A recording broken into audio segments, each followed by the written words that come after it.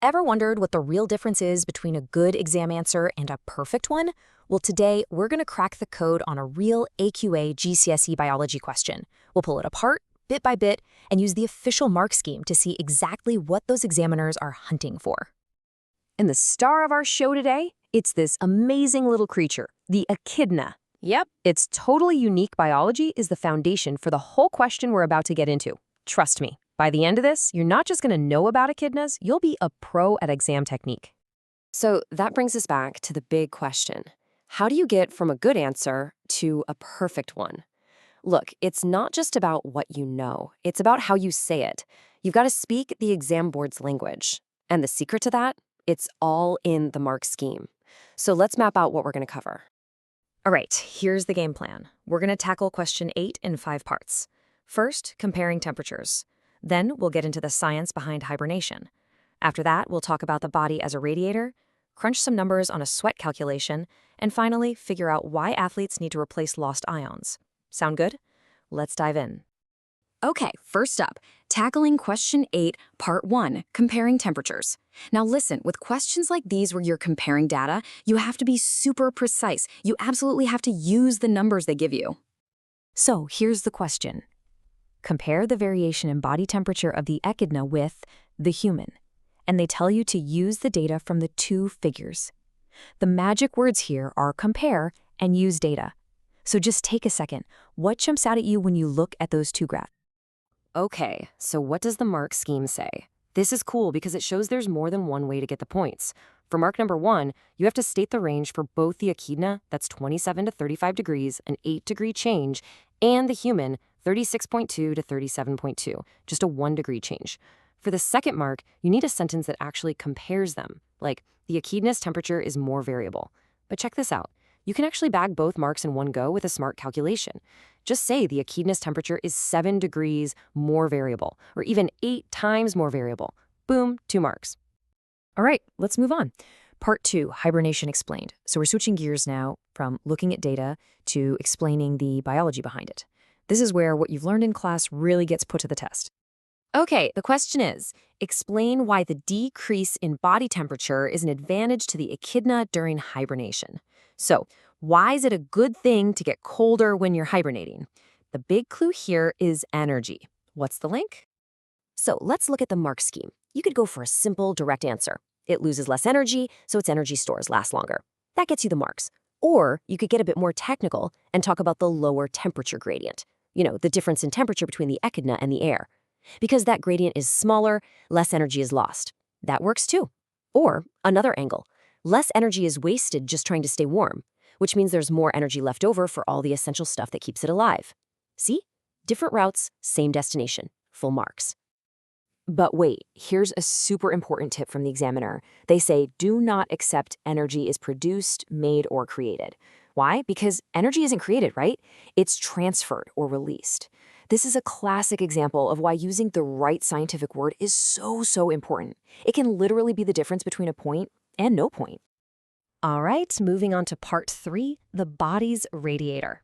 This part has a couple of questions that are all about how the body controls its own temperature. So question 1, explain why the echidna has a higher body temperature when it is active. Okay, think about it. When you're active, you get warmer. Why? It all comes down to a process happening in your cells.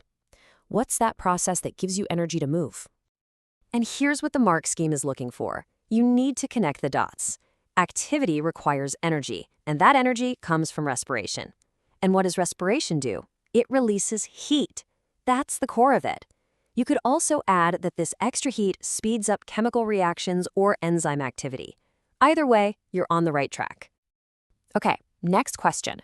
This one is about cooling down. Explain how the dilation of blood vessels in the skin can help to decrease body temperature. So when your blood vessels get wider, how does that actually make you cooler? You gotta lay it out step by step. The mark scheme wants a nice logical chain of events here. Step 1, wider vessels mean more blood is flowing right up near the surface of your skin. Makes sense. Step 2, because that blood is so close to the surface, more of its heat can escape into the air. And finally, step 3, that newly cooled blood then travels around the rest of your body, bringing your overall temperature down. It's a perfect 1-2-3 punch for the marks. All right, get your calculators ready. It's time for part 4, the sweat calculation. Now, don't panic when you see numbers. The best thing about calculation questions is that if you show your work, you can get marks for your method, even if you mess up the final number. So the question is, calculate the volume of sweat the athlete lost each day. Give your answer in dm cubed. They give you everything you need: the total energy, the percent of that used for sweating, how much energy it takes to get rid of 1 cubic centimeter of sweat, and the conversion. All the puzzle pieces are right there. Let's do this together. First, we need to find out how much energy was actually used for sweating. That's 40% of 20,000, which is 8,000 kilojoules. Easy enough. Next, we know it takes 2.5 kilojoules for every cubic centimeter of sweat, so we divide our 8,000 by 2.5. That gives us 3,200 cubic centimeters. And for the final step, we just have to convert that to cubic decimeters. We divide by 1,000, and we get 3.2 cubic decimeters. That's it. See? A nice, clear method gets you the right answer and all the marks. We're almost there. The last bit, part 5, is about replacing lost ions.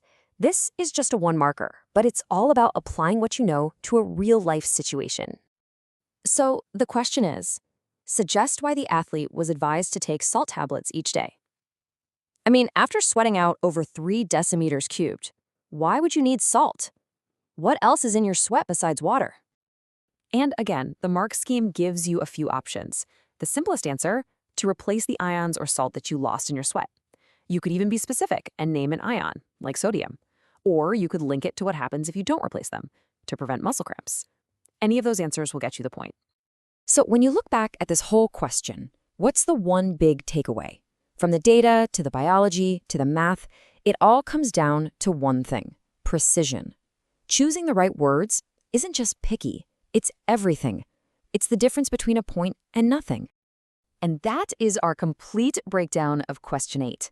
So I want to leave you with a question to think about. Which of these examiner-approved phrases or ways of thinking are you going to make sure you remember for your exam? Because really, learning to think like an examiner, that's the best exam technique there is.